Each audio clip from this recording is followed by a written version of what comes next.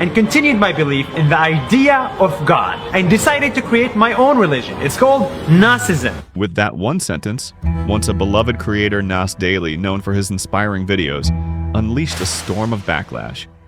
Some fans laughed it off. Others said he had gone too far, calling it narcissistic and even dangerous. But this isn't the only time Nas has faced criticism.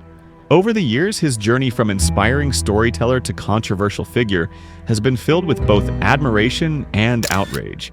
Whether it's accusations of cultural exploitation or complaints about how he runs his business. So how did Nas Daily go from uniting millions to dividing them? Is he misunderstood, or is there more to the story? To find out, we need to go back to where it all began. Nas's journey started like none other. On April 28, 2016, Nusir Yassin quit his tech job at Venmo to chase a dream.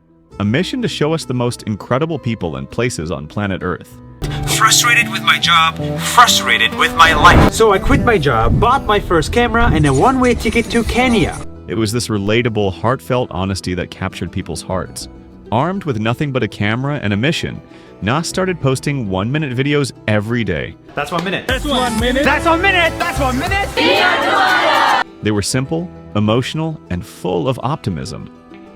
His message was simple. The world was more connected than it seemed.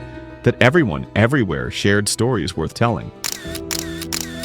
His content exploded, reaching millions of viewers across borders, languages, and cultures.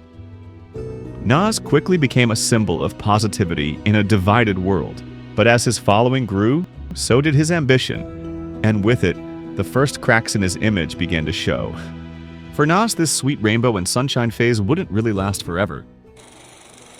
In the jungles of the Philippines, there is a woman who is 103 years old. She is the oldest tattoo artist in the world. Nas Daily's mission to connect the world hit a major roadblock in 2021, one that shook his image to its core. It started with this video. Whang-Od, a 103-year-old indigenous tattoo artist from the Philippines. Nas Academy announced an online course featuring her, calling it a chance for people to learn from a living legend. But then came the backlash. Whang-Od's relatives claimed she had never consented to the course. A spokesperson from her family publicly accused Nas of exploitation, of profiting off her name without proper understanding or respect for her culture.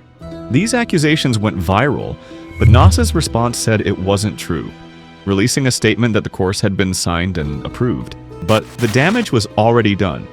For many, the controversy wasn't just about Whang-Od, it was a test for Nas Daily's brand. An article painted it perfectly. When creators monetize culture, where do we draw the line between admiration and exploitation? The Whang-Od incident marked a turning point for Nas Daily.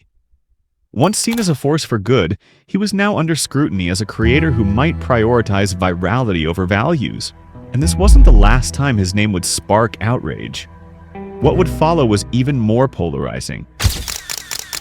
By now, Nas Daily was no stranger to controversy. But in 2021, something shifted. Nas religion, a bold, almost surreal idea to unite his followers around storytelling and optimism. To Nas, it was a way to spread positivity. But to many, it felt like something else entirely. Was this a strange move, or was Nas crossing the line? For some, Nas religion was a red flag. Proof that the creator who once uplifted others was now more focused on uplifting himself. He used to make it about the people, one fan said. Now it feels like it's all about him. And the doubts didn't stop there. Around the same time, former employees began speaking out, painting a very different picture of life behind the scenes at Nas Daily. Working with Nas was exhausting, one former employee claimed. It was all about churning out content, no matter the cost. Others accused him of being overly controlling, prioritizing viral hits over meaningful impact. But while Nas religion might have looked like an isolated incident, it wasn't. It was part of a larger pattern, one that was becoming harder to ignore. From ex-employees alleging toxic work culture to accusations of exploitation in his business practices, the cracks in Nas's carefully curated brand were growing. How does someone who built a platform on positivity end up facing claims of manipulation and exploitation? Our former cheerful content creators' videos were being seen in a different light. Fans had started to ask, who really benefits from these stories? Former employees began speaking out, claiming that working for Nas wasn't as inspiring as his videos. They described a toxic work environment where the focus was always on one thing: getting more views. It wasn't about making a difference, one former employee said. It was all about what would go viral.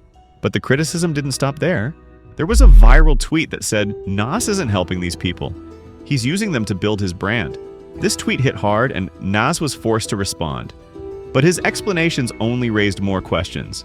I tell stories to inspire, Nas said. That's all I've ever wanted to do. But even with the response, more and more people were turning against him, and keeping his reputation was becoming impossible.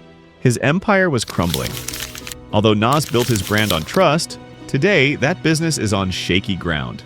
Critics say he's become a brand-first machine, more focused on clicks than authenticity. But others point to his growing Nas Academy as proof he's still making an impact. The question now is, can Nas rebuild the trust he's lost? Or will his story serve as a warning about the cost of internet fame?